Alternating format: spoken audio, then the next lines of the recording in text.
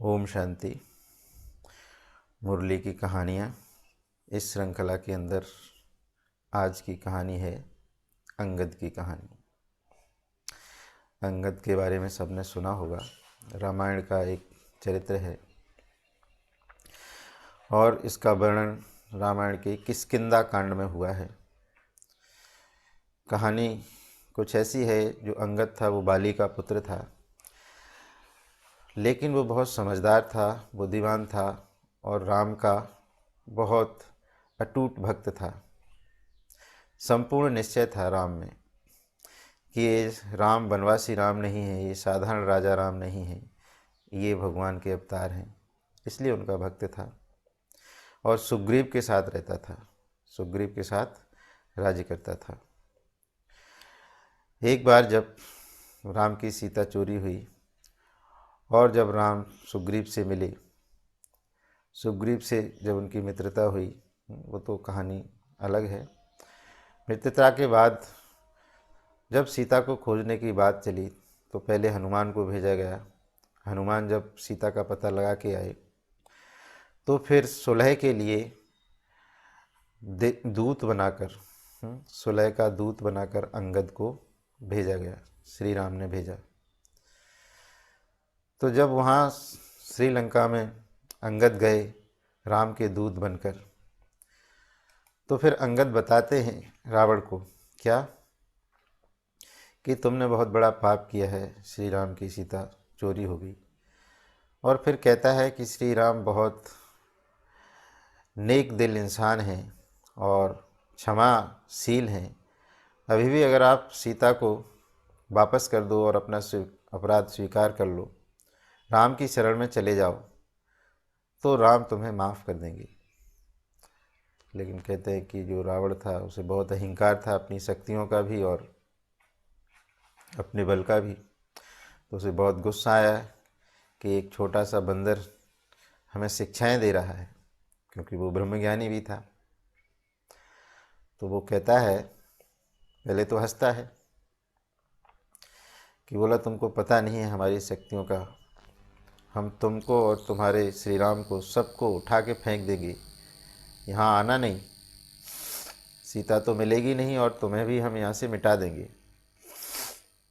तो जो अंगद थे, राम भक्त थे, तो वो कहते हैं, हे रावण, राम तो अवतार हैं, महान हैं, उनको तो हिलाना दूर की बात है, तुम सबसे पहले वहाँ तक पहुँचना तो दूर की बात है, तुम सबसे पहले अगर तुम्हारी सभा में कोई ऐसा व्यक्ति है जो मेरे इस पाँव को हिला दे, तो मैं मान जाऊँगा कि तुम राम को जीत सकते हो।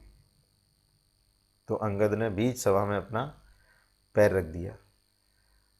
रावण की सभा में जितने भी लोग थे सब आए बारी बारी से और उस पैर को हिलाने की उन्होंने कोशिश की, लेकिन कोई भी उस अंगद के उस पैर को हिला नहीं सका।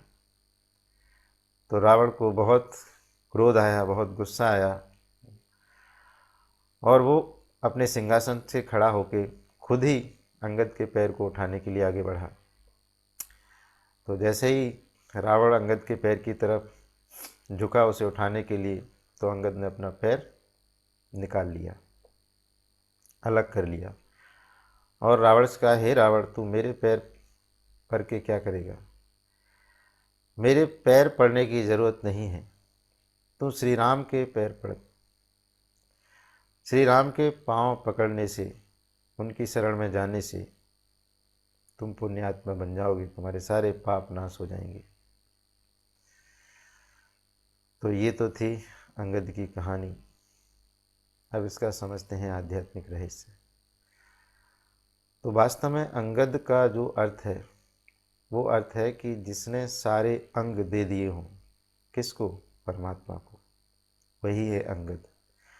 माना संपूर्ण रीति से तन मन धन से जो भगवान पे समर्पित हो गया हो, वही अंगद है। इसलिए अंगद को राम का अटूट भक्त दिखाते हैं।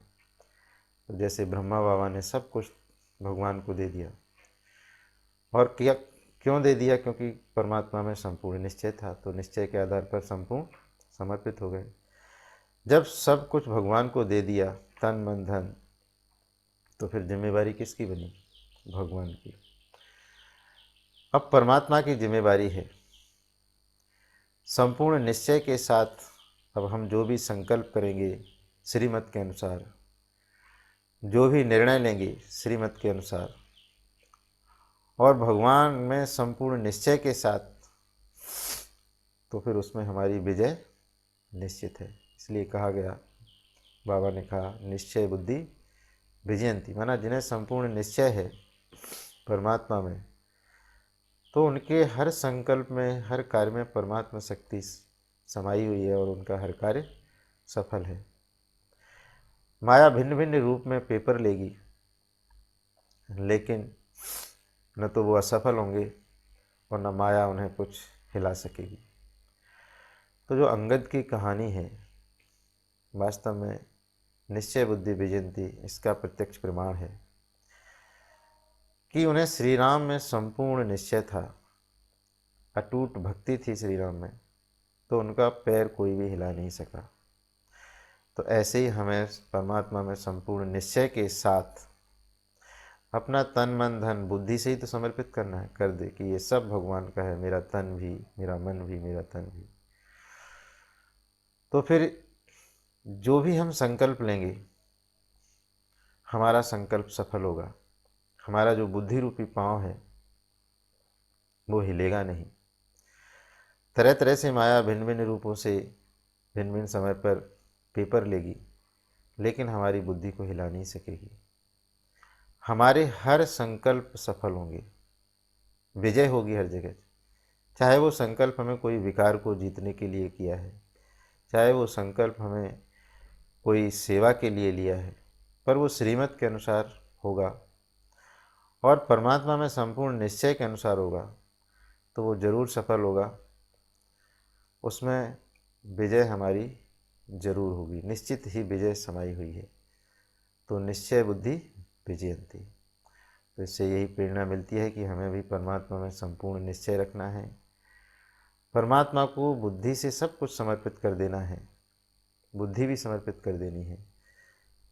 तो हर जगह परमात्मा की शक्ति समाई होगी। तो हम जो भी संकल्प लेंगे, जो भी कार्य करेंगे, उसमें सफलता समाई हुई है। चाहे माया कितने भी तूफान लाए, लेकिन हमारी विजय निश्चित है। अच्छा, ओम शांति।